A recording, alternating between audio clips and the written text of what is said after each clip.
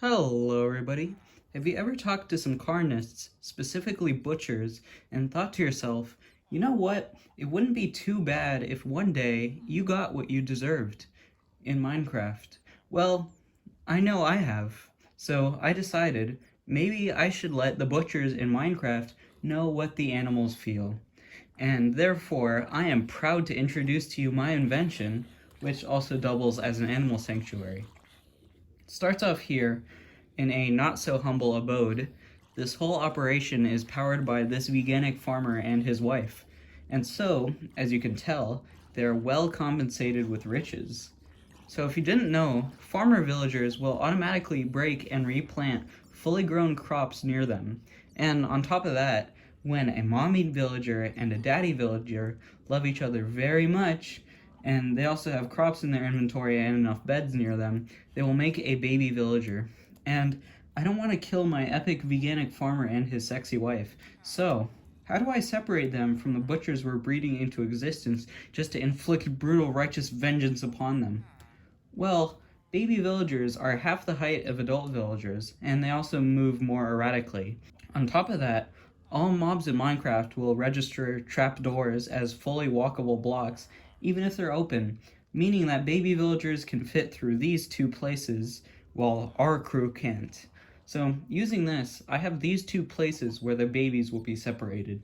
So these butchers will know exactly what it feels like to be forcibly separated from their parents immediately after their birth, just like dairy cows. So, as you can see, I have two places where these baby villagers can fall. This one is significantly more simple, so I'll just explain this one first. Basically, they'll drop into a poorly ventilated, toxic air-filled concrete box which has constant LED lighting. And there's this mechanic in Minecraft called entity cramming, where if there are too many mobs packed together in a small space, they will start to take damage until some of them die, just like in animal agriculture. On top of this, they'll take significant fall damage when they fall, simulating how birds in these exact same conditions, such as turkeys and chickens, often break their legs from malnutrition, cramming, violence, or just because they're too big. So let's go back up here. This is the second revenge chamber, also mostly concrete. So the baby villagers are dropped into this water tunnel and then are funneled into here, where I want them to grow up before I torture them further. Basically, baby villagers have a timer until they grow up and double their height, and I think that's about 15 minutes. So when they double their height, they'll automatically trigger this tripwire, making this block fall out from beneath them, and they'll fall into this hallway. This is where they'll pick up the butcher profession due to the smoker blocks I placed everywhere. From here, I want them to go back up to the surface for reasons which will be clear later.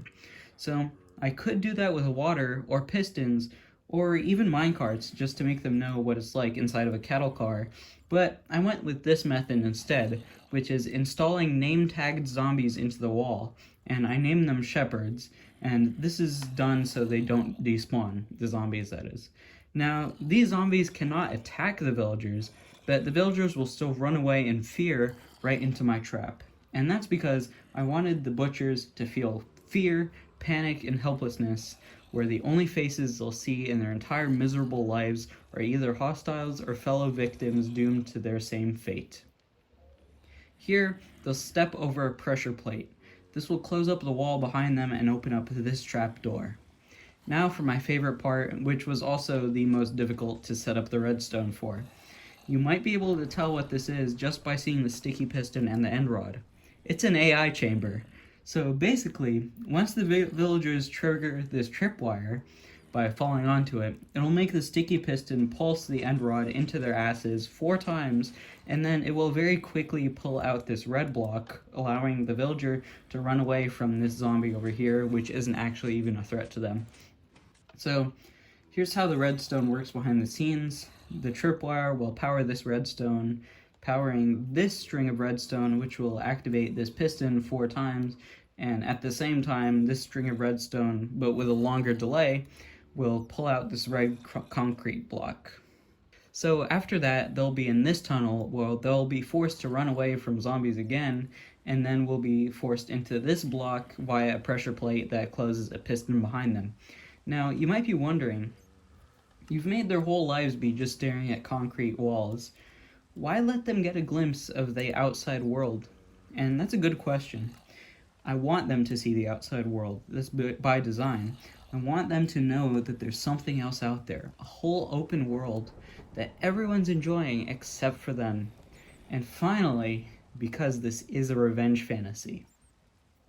The revenge isn't mine. This dispenser, as you can see, contains a lava bucket, and it's connected to these pressure plates. Outside, with access to the pressure plates, are cows, chickens, pigs, and rabbits. They get to watch. They get to hear the butcher beg for mercy, staring down a barrel of burning to death, knowing that no mercy will be offered to him. And finally, they even get to kill him themselves. They get to avenge the fellow members of their species. And over here, I set up some couches too to watch, serving up fresh grass. And I might add, they have enough space for two. No pressure, but what if we kissed next to the Carnist execution chamber? So, let's say I wanted to get full revenge, go all sangre por sangre on these bitch asses. What's the scale of this I would need? Well, villagers with access to food and beds will make a baby villager at least once every 5 minutes. And you might be thinking, well, what if the execution methods aren't as quick? Well, due to entity cramming, in the long run, on average, one butcher will be killed every 5 minutes. So, how many animals are killed per year in the real world? Estimates vary, but let's say 2 trillion, which is about 5,479,452,054 per day, which is literally like 70% of the entire human population. So for revenge, I would need to kill that many villagers per in real life day, but currently with this one trap, I would only kill about 288. So if these villagers represented Carnists, I would need about 19,025,876 of these death traps running continuously in order to match the death toll of animals. Thanks for watching, and if you currently consume animal products, you should probably stop soon, or else one day you might find yourself in one of these in Minecraft.